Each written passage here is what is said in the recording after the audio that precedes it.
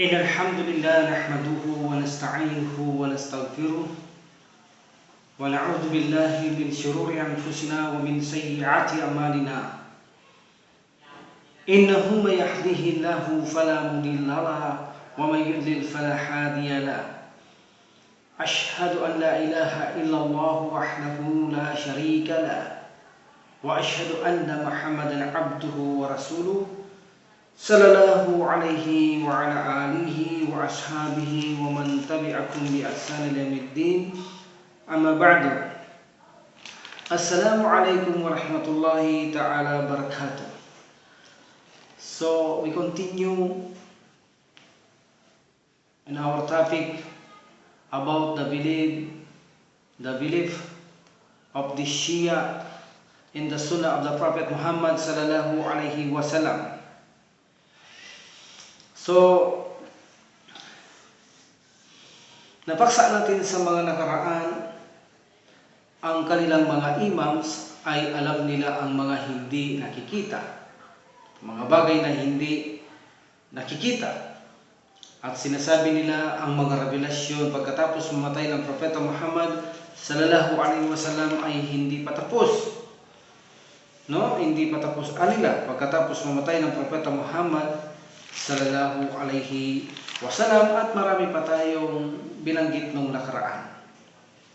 So alhamdulillah, sa araw na ito ay bibigyan natin ng kaunting katugunan ang mga sinasabi nilang yaon sa mga nakaraang nabanggit natin, at unahin natin halimbawa ang kanilang mga sinasabi na para sa kanilang paniniwala na ang revelasyon ay hindi pa natapos pagkamatay ng Propeta Muhammad sallallahu alaihi wasallam. So sinabi nila ito na pinagpapatuloy ito ng kanilang mga imams ang sunna ng Propeta Muhammad sallallahu alaihi wasallam pagkatapos nito mamatay ng Propeta Muhammad sallallahu alaihi wasallam. Ito ay kasinungalingan. Ito ay malaking kasinungalingan at imbento lamang nila. Sapagkat pagkamatay ng Prophet Muhammad sallallahu alaihi wasallam ay alam natin na siya lang ang pinadalhan ng sunnah, at maliban sa kanya ay walang pinadalhan ng Allah subhanahu wa ta'ala. At ito ay alam ng karamihan sa mga kamusliman na ang sunnah ay ang tangi lamang na inaprubahan, ginawa at sinabi ng Propeta Muhammad sallallahu alaihi wasallam. Majority sa mga Muslim, at pagkatapos nito ay alam natin na ang sunnah pagkatapos ng Prophet sallallahu alaihi wasallam ay tapos na rin, gaya ng pagkatapos ng banal na Quran. Hindi katulad ng kanilang paniniwala na ang sunnah ay pinagpatuloy ng kanilang mga imams pagkatapos mamatay ng Propeta Muhammad sallallahu alaihi wasallam. So ito ay taliwas sa sinabi ng Allah subhanahu wa ta'ala. So sinabi dito ng Allah subhanahu wa ta'ala sa chapter 33 verse 40, A'udhu billahi minasyaitanir rajim, Ma kana Muhammadun aba ahadin min rijalikum walakin Rasulullahi wa khataman nabiyina wa kana Allahu bikulli syai'in alima. So sinabi ng Allah subhanahu wa ta'ala, si Muhammad ay hindi ama ng sino man sa inyo, datapwat siya ang sugo ni Allah at sagka sa lahat ng propeta, at si Allah ang may ganap na kaalaman sa lahat ng bagay.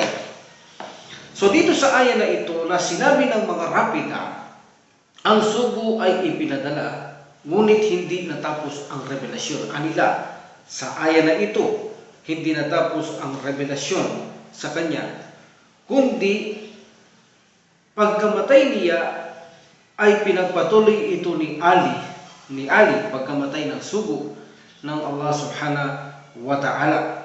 So ito ay mula sa kanilang akhlaq na kung saan tinatawag na Minhaj Balagat page 191. Ito ay fabrication ng mga Shia ang patungkol sa aya na ito sa chapter 33 verse 40. No, ito ay kanilang mga fabrication o invento o sa gawa-gawa lamang ng mga Shia.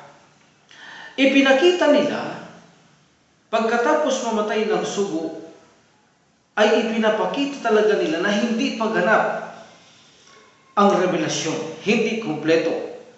Sa makatwid, malaki itong paglapastangan sa Allah subhanahu wa ta'ala sa kanyang salita, kung saan mismo ang Quran pa naman ang kanilang ginagamit bilang sandigan ng kanilang pananampalataya, kanilang pinagkukunan ng yaman, ng kaalaman at ebidensya, kung saan sila rin naman ang lumalapastangan mismo sa kanilang pinagkukunang ebidensya na ito na salita ng Allah subhanahu wa ta'ala.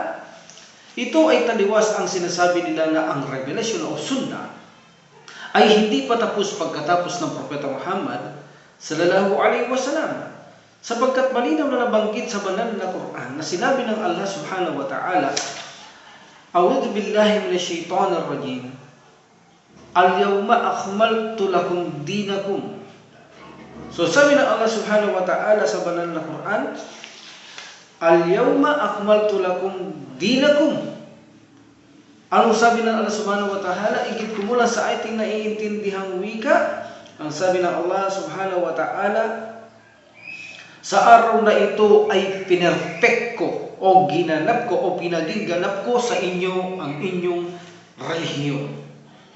So ibig sabihin ay ginanap, pinerfect bago mamatay ang Prophet sallallahu alaihi wasallam. Ayon kay Umar bin Al-Khattab, dahil ito ay ibinagsak ang aya na ito sa last burial ng Prophet Muhammad sallallahu alaihi wasallam sa Arafah sa araw ng Biyernes. At dito ay sinabi na rin ng Prophet sallallahu alaihi wasallam sa mga tao na ang katuroang Islam, ito nga, ang aya na ito ay ginanap na, perfecto na. Ibig sabihin, wala na tayong dapat idagdag pa sa relihiyon na ito sapagkat ganap na, kumpleto na ang relihiyon ito.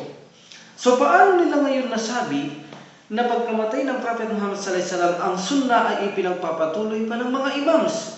Hindi ba ito ay malaking paglapastangan sa sinabi ng Allah subhanahu wa ta'ala na ipinapakita nila ang Quran at sunnah ng Prophet sallallahu alaihi wasallam ay hindi pa tapos, hindi pa kumpleto? Lumilitaw tuloy dito sa kanilang paniniwala na ang Allah subhanahu wa ta'ala at ang Prophet Muhammad sallallahu alaihi wasallam ay mga sinungaling. A'udhu billah. Anong klaseng uri ng mga mayroong paniniwala ang mga taong ito? Bakit kaya nila ito nagagawa? Hindi kaya mga jinn ang tumutulong sa mga taong ito? Mamaya sa kaduluduluhan ay bibigyan natin ng kakaunting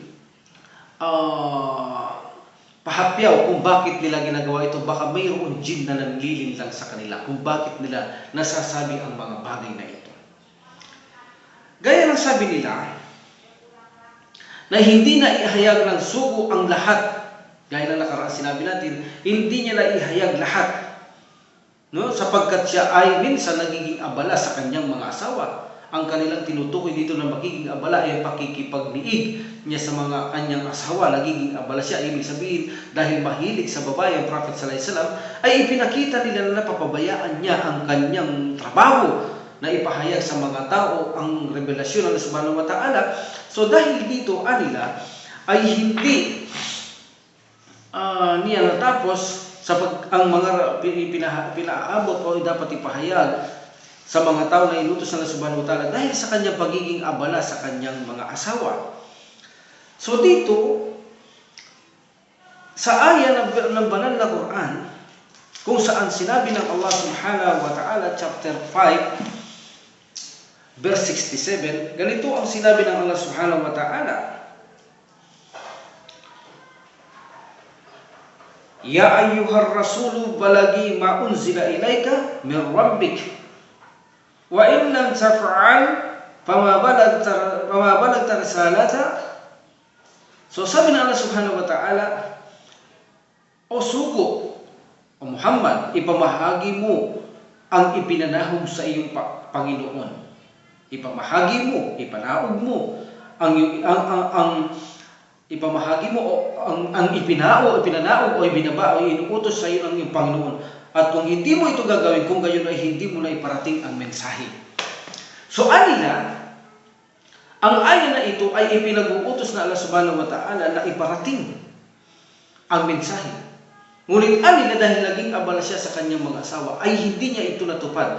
Kaya hindi naging ganap ang revelasyon. Kaya ipinagpapatuloy ito ng kanilang mga imams. So ito ay taliwas na naman sa kanilang paniniwala. Ibinibigyan nila ang interpretasyon ng banal na Quran na kung saan ay napakalayo, hindi akma sa katuruan ng pananampalatayang Islam. Kababasa lamang natin na sinabi ng Allah Subhanahu wa Ta'ala na ang relihiyong ito ay perpekto, naging ganap. Ibig sabihin ay ipinakikita na ang mensahe ay ipinarating ng Propeta Muhammad sallallahu alaihi wasallam. Wala siyang itinago, ibinigay niya ang lahat ng bagay na dapat iparating sa tao. Wala siyang itinago na kung saan sa espesyal na tao dapat mapagkatiwalaan tulad ni Ali. Kuno Ali radhiyallahu ay doon lamang ibinigay ang mga kaalamang ito at hindi ibinigay sa kanyang mga sahaba. Dahil kulang ang tiwala niya sa mga sahabang ito, maliban kay Ali, mayroon itinago revelasyon at kay Ali lamang itinuro. Ito ay salungat sapagkat kababasa lamang natin na sinabi ng Allah Subhanahu wa Ta'ala, ang relihiyong ito ay ginawang perfect ng Allah Subhanahu wa Ta'ala. So paano magiging perfecto ang isang relihiyon kung ito ay mayroong kakulangan? Ibig sabihin, ang relihiyong ito ay perfect sapagkat hindi ito labis, hindi ito kulang, balansing-balanse. So ito ay tamang-tamang nasa kalagayan, hindi labis, hindi kulang. Ito'y perpektong-perpekto. Walang kakulangan, walang kalabisan. Ibig sabihin ay kinukontra na naman nila ang salita ng Allah Subhanahu wa Ta'ala. See? Anong sabi ng Allah Subhanahu wa Ta'ala? Sa chapter 3, verse 187, ganito ang sabi ng Allah Subhanahu wa Ta'ala sa chapter 3, verse 187. Latubayyinunahu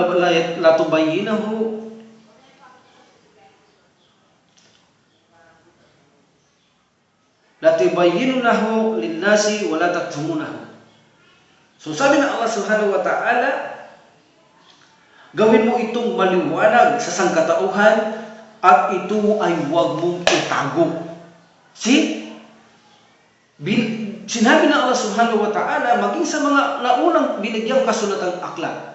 Sa bawat makikipagtipan ng Allah Subhanahu wa Ta'ala ay ipinagbibilin niya na ang kaalaman na ito ay gawing maliwanag sa mga tao at huwag itago. So, ibig bang sabihin ay lumilitaw na ang kanilang pinaniniwalahan si Propeta Muhammad sallallahu alaihi wasallam din ay nagtago ng revelasyon tulad ng paniniwala nila na nagtago siya ng mga kautusan na kung saan hindi niya binigay sa mga sahaba at ito ay bukod tangi lamang na ibinigay niya kay Ali radhiyallahu anhu. Ito ay walang katotohanan. Bakit? Sapagkat kung ito ay itinuro niya lamang kay Ali radhiyallahu anhu, sa panahon sana naging khalifa si Ali radhiyallahu anhu, ay hindi niya ito itatago. Ito ay ibubulgar niya rin sa mga tao. Ito ay ituturo niya rin sa mga tao sapagkat alam natin na sa pananampalatayang Islam ay bawal itago ang anumang kaalaman na dapat ipangaral o ipaabot sa mga tao. Tulad ng sinabi ng Allah Subhanahu wa Ta'ala sa banal na Quran na kung saan mababasa natin sa chapter 2 verse 159, ganito ang kanyang pagkakasabi: A'udzu billahi minasy syaithanir rajim.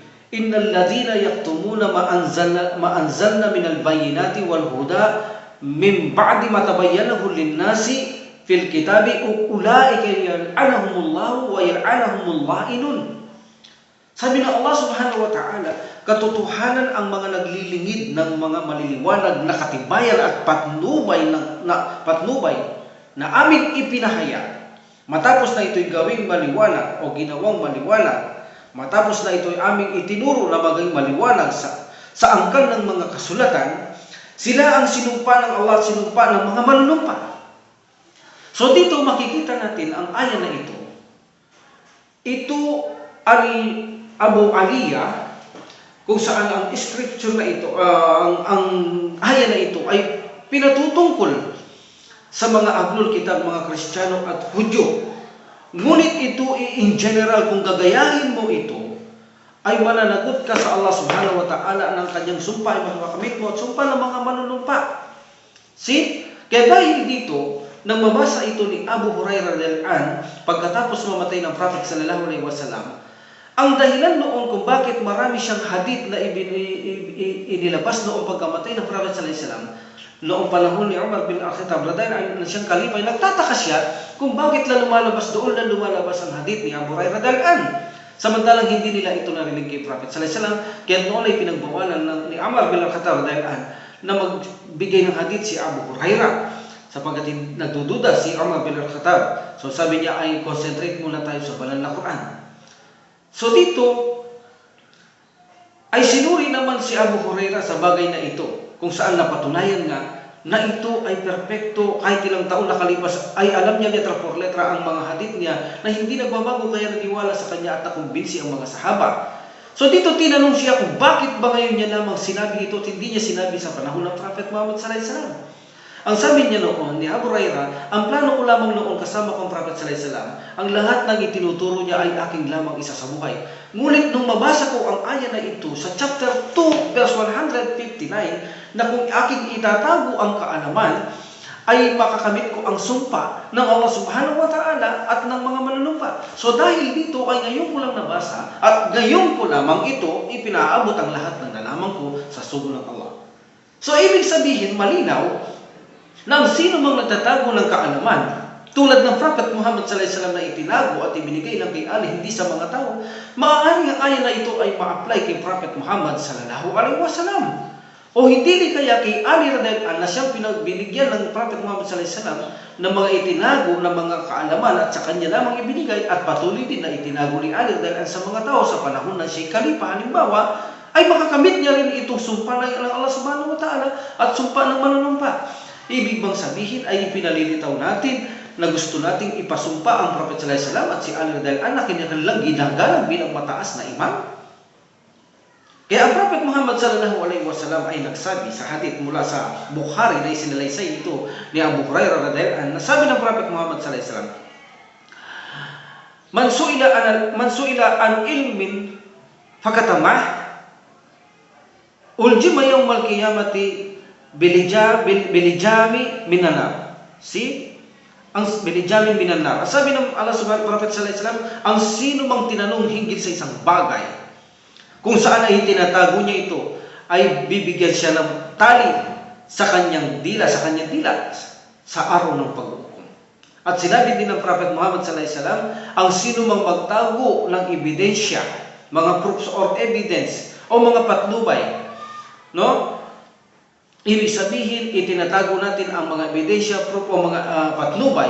Ayaw nating sabihin ito, magamat tayo minsan ay tinatanong o ayaw nating ipaubot sa tao, lalagyan tayo ng Allah subhanahu wa ta'ala ng isang buhol na tali mula sa apoy ng impyerno sa ating mga dila. So ibig sabihin, mapaparusahan din ba ang Prophet sallallahu alaihi wasallam at si Ali radhiyallahu anhu sapagkat sila ay nagtago ng kaalaman? O lalo na ang Prophet sallallahu alaihi wasallam, hindi niya ipinarating ang mensahe sa mga tao, kaya sa ganito ay pinagpatuloy ng mga imam sapagkat hindi naging ganap, hindi naging gusto, hindi naging perfect ang Islam dahil hindi na iparating ng Prophet Muhammad sallallahu alaihi wasallam. Ibig bang sabihin ng Prophet mismo sallallahu alaihi wasallam ay tatalian siya ng apoy ng impyerno sa kabilang buhay? A'udhu billah. A'udhu billah. So lumilitaw na hindi nila ito itatago ang kaalaman.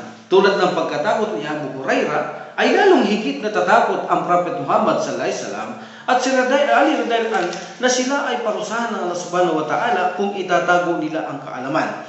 So ibig sabihin, malayo at malabo na itago nila ang kaalamang ito.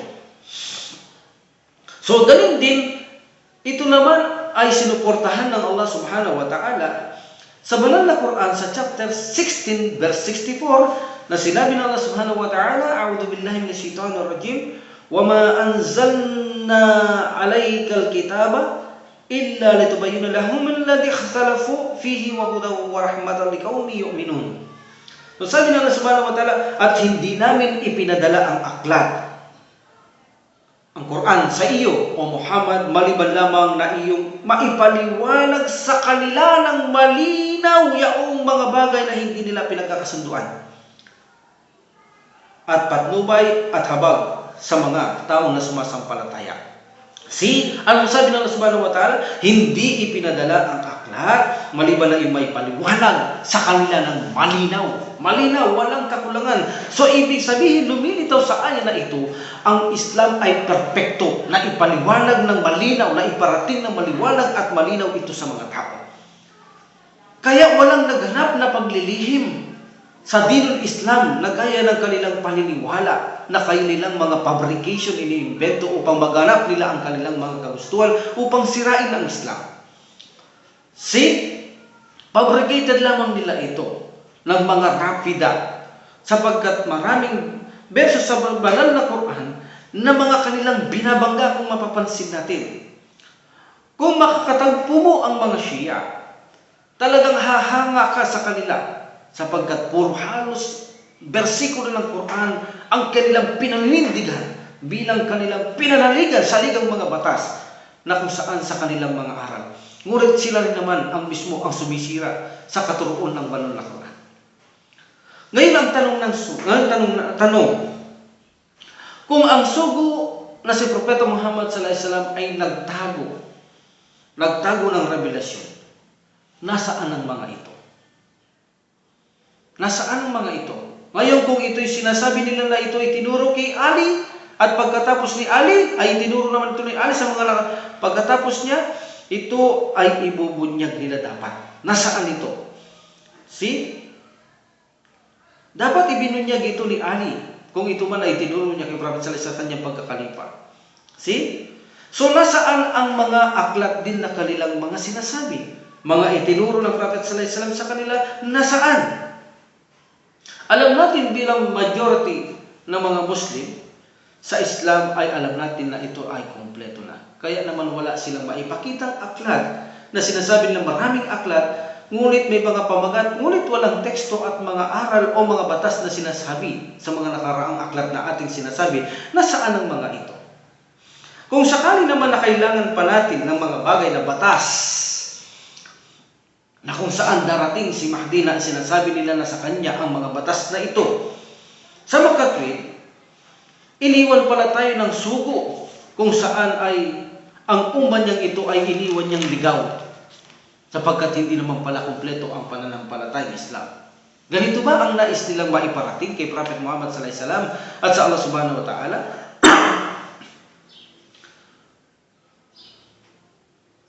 Ngayon kung ang bagong batas ay hindi na kailangan, dahil sabi ng Allah subhanahu wa ta'ala, ang Islam ay kumpleto na ibig sabihin ay, ang paniniwala nilang ito ay ipinagpapatuloy pa ang sunnah pagkatapos ng sugo na mamatay ang Prophet Muhammad sallallahu alaihi wasallam, ay malaki itong pagsisinungaling. Ito ay hindi karapat dapat tanggapin at paniwalaan ang kanilang sinasabing ito. Ganun kung ang mga aklat na ito na sinasabi nilang ibinigay kay Ali at mga imam ay dapat na ipakita na nila ito sa kanilang panahon at dapat itinuro ito na kung saan sa mga tao gaya ng itinuro ng Prophet sallallahu alaihi wasallam kay Ali at itinuro ni Ali sa kanyang mga pamilya ay dapat itinuro nila ito sa panahon nila. Hindi dapat ito itago. Pero nasaan ang mga sinasabi nilang mga aklat na ito? Ang mga itinuro ng sugo kay Ali radhiyallahu anhu. Nasaan ang mga ito? Itinatago pa ba nila ito hanggang ngayon? Anong sabi ng Allah subhanahu wa ta'ala? Gusto mong makamit ang sumpa niya at sumpa ng mga manunumpa, ang sino man magtago ng kaalaman. Ibig sabihin, lumilitaw na ang mismo ang kanilang mga imam ay isinumpa pala ng Allah subhanahu wa ta'ala. Alhamdulillah, ito ay hindi tama na paniniwala. Impact. Tulad ng napag-aralan natin sa nakaraang paksa natin, na ito ay itinanggi pa mismo ni Ali radhiyallahu anhu na may mga lihim na itinuro sa kanyang Prophet Muhammad sallallahu alaihi wasallam at impact na numpapa ang Prophet si Ali radhiyallahu anhu sa akusang ito na walang nangyari na lihim na itinuro ng Prophet sallallahu alaihi wasallam sa kanya. At katotohanan, ito ay salungat sa realidad ng mga imam. Bakit? Sapagkat ang mga imam na ito ay nagkaroon at nagkamit lamang ng kaalaman sa mga tao, hindi sa Allah subhanahu wa ta'ala, kundi una sa Prophet sallallahu alaihi wasallam sa kanyang mga kasamahan. Kung susuriin ang kanilang mga kasaysayan, mapag-aalaman natin na maliwanag ang kanilang mga kaalaman ay nanggaling din sa mga sahaba o mga kasamahan o sa panahon ng Prophet Muhammad sallallahu alaihi wasallam. Halimbawa si Al-Husayn, si anak ni Ali, si Husayn na nagkabit ito ng kaalaman kanino?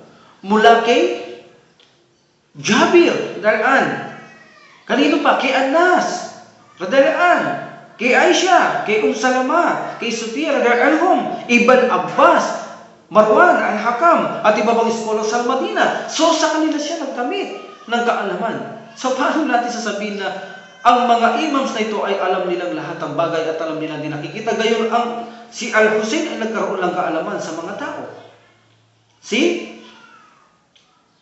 Ito ay nabanggit sa Minhaj as-Sunnah, volume 4, page 144. Halimbawa din si Al-Hasan, saan siya nakakuha ng kanyang kaalaman? Sa kanyang ama. And the others, saan pa? Sa mga tabi'in. And the rest of scholar Ahlul Bait. Nakakuha ang mga ito ng kaalaman sa mga sahaba at mga tabi'in. Ito rin ay isinalaysay sa kanilang pinagkakatiwalaang mga aklat na nabanggit sa aklat ng mga Shia mula sa Rijalul Khashiyah, na kung saan ay inamin ni Muhammad bin Ali ibn Hasan na kung saan isinalaysay mula kay Jabir bin Abdullah na kung saan ang paniniwalang ito na ang kalaman ay nakuha nila sa tao. Ang lahat ng kanilang mga sinasabi na ito, ang kanilang mga imams ay alam lahat daw ang hindi nakakita, ang unseen. At ang kaalaman sa kanila ay mayroong dalawang parte. Kaalaman na kung saan nakuha nilang rekta sa Allah at kaalaman kay Prophet Muhammad sallallahu alaihi wasallam. Gayon ang kanilang imams ay nagsasabi na kung saan ang isa sa kanila sa mga imam ay nagsasabi kung saan sinabi niya, nakapagtataka na sinasabi ng mga tao na alam namin ang mga bagay na hindi nakikita. Nakapagtataka, sabi niya, na alam daw namin na sinasabi na alam namin ang mga bagay na hindi nakikita. Ibig sabihin, kinukundena niya, hindi totoo ito. Ito ay nasa kanilang aklat na Usul al-Kafi, volume 1, page 257. Sa makatwid, ay hindi mapagkakatiwalaan ang kanilang mga claim nilang ito na alam ng mga imam. Ang unseen, alam niyo ba kung paano nila ito tinugon? Kami ay mayroong paniniwala o isang haligi na takiya. Itinatago ang katotohanan kapag mayroon mga kadahilan tulad ng takot. So sa bawat sasabihin ng aming mga imam na ito'y salungat sa aming mga haligi, ito ay itinuturing namin takiya sapagkat mayroong reason sa bagay na ito. Ito ang kanilang mga kasagutan pa na ibinibigay kapag ang kanilang mga imams ay isinusalungat ang kanilang mga aral, agad nilang sasabihin na ito'y takiya. Kaya mayroon silang pinangahawakang batas na ang siya ay mayroong silang haligi na takiya kung saan concealment, itinatago nila ang isang bagay because of the reason. No? Ang mga ito sinasabi nila na ang kanilang mga imams kuno ay nakakakuha ng kaalaman. Kanino? At kanilang mga scholars sa mga imam. Tulad ng Imam Mahdi, nakikita nila ito, nakakausap nila ito, nakakakuha sila dito rin ng bagong revelasyon mula kay Mahdi. Ang kanilang mga imams at matutuwid na scholars. Nakakakuha sila ng revelasyon, nakikita nila kung saan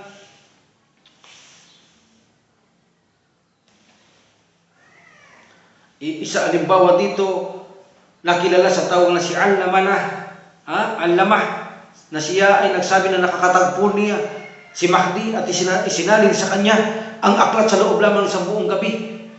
Biharul Anwar, volume 1, page volume 51, page 361. Nakikita niya si Imam Mahdi at isinalin ang aklat sa buong gabi lamang. So dito kanila nakikita ng aming makakatagpo ng aming mga imam o mga tatuwid na scholars si Imam Mahdi upang makakuha ng bagong revelasyon. So dahil dito, ginawa nila ito, inimbento nila ito upang maipagpatuloy ang Imamites concept. Kung saan sila ay tinatawag ng mga ayatullah kung saan ang referensya nila ay upang ipakita na ang karapatan ng bawat nawawalang imam ay darating ang isa pang imam sa panahon ng mga tao. Sa panahon ng mga tao ay may lilitaw na imam. Itinatag nila ito. Kung bakit nila itinatag ito, na kung saan tinatawag nilang ito ng al-marji'a, al-shi'a, the highest Shia authority or reference, kung saan sa panahon mga nakaraan, halimbawa mayroong lumilitaw sa kanila bilang tinatawag ng ayatullah tulad ni Hamani na saan ito'y lumitaw sa Iraq, ang trabaho ng mga ito ay humirang ng mga tao mula sa kanilang mga kapakanan upang maningil ng mga salapi. Upang maningil ng mga kayamanan, ipinagpatuloy nila atong ganitong konsepto ang paniniwala sa ayatullah, kung saan ginawang dahilan ang pakikipagtagpo kay Mahdi na kung saan ito isang revelasyon upang sa ganun itatag ito, kung saan naman natigil ito noong 329 after Hijrah samantalang natigil, ngunit marami Shia ang tumanggi rito na ito'y tuloy daw anila. Ito'y tuloy daw anila. So sa ganito, mayroong naniniwala sa kanila na ito'y nahinto at mayroong naniniwala na ito ay hindi nahinto. Sila mismo ay nagkakasalamatan. So ipinakita nila ang ayatullah na ito kung saan upang may pagpatuloy nila ang konsepto ng Imamites at makapaglikom ng mga kayamanan at mga salapi. So katotohanan, ayon kay Ibn Taymiyyah, rahimullah, ang nakakatagpo nila kung ito man ay totoo na nakakita nila si Mahdi, ay hindi si Imam Mahdi o Mahdi, kundi ang nakakatagpo nila ay may posibilidad na mga jinn. Sila ay linilin lang ng mga jinn. Ang nakakatagpo nila ay mga jinn. Ayon kay Ibn Taymiyyah rahimahullah, kung ito man ay totoo sila, sabi lang may nakakatagpo sila, ito ay mga jinn. May posibilidad ng mga jinn ay sa Majmu' al-Fatawa volume 13 page 95. So, ito sinasabi natin kanina na hindi kaya jinn ang kanilang mga nakakausap upang magkaroon ng bagong revelasyon. Sapagkat alam natin si Mahdi ay isang matuwid na tao na darating. At hindi niya ililihis ang sangkatauhan. Actually, siya ang mamumuno sa panahon noon na darating siya si Isa alayhisalam na makakalaban nila, si Masjid Dajjal at mga kanyang kasamahan. Siya ay matuwid na tao bilang kanyang palatandaan at hindi niya ituturo sa mga imams na ito na tumanggap na revelasyon upang sirain ang Quran at Sunnah ng Prophet sallallahu alaihi wasallam. Kaya walang katotohanan na ang nakikita na si Mahdi, kung ito man ay totoo, ay malaki ang porsyento, insyaAllah, ang nakakaalam na mga jinn ang kanilang nakakausap. Subhanallah. So, ayon kay Ibn Taymiyyah, sila ay nililin nilalaro ng mga jinn. Ang mga taong ligaw na ito ay lalong inilalayo ng mga jinn sa konsepto at aral o syariah ng pananampalatayang Islam. So ilan lamang ito sa binigyan nating liwanag na ito'y sapat na salungatin natin ang kanilang paniniwala na sinasabi na nakikita ng mga imam sa hindi bagay na nakikita, ito'y walang katotohanan. Sapagkat maraming ayat sa banal na Quran, sinabi ng Allah Subhanahu wa Ta'ala ay sa lamang. Halimbawa, higit kumulang sa ating naintindihan wika na nasa kanya lamang ang susi ng kaalaman sa mga bagay na hindi nakikita. Ibig sabihin sa kanya lamang ang susi ng mga kaalaman sa mga bagay na hindi nakikita. Walang nakakaalam nito maliban kay propeta, maliban sa Allah Subhanahu wa Ta'ala. Ni maging ang propeta Muhammad sallallahu alaihi wasallam ay wala siyang kaalaman sa mga unseen maliban sa mga ipinaalam lamang nakatiting kay propeta Muhammad sallallahu alaihi wasallam. Maliban lang doon, ngunit kapag hindi pinaalam ng Allah Subhanahu wa Ta'ala sa bagay na hindi nakikita, sa kanya lamang ito at wala nang iba pa bukod tanging sa kanya lamang ito.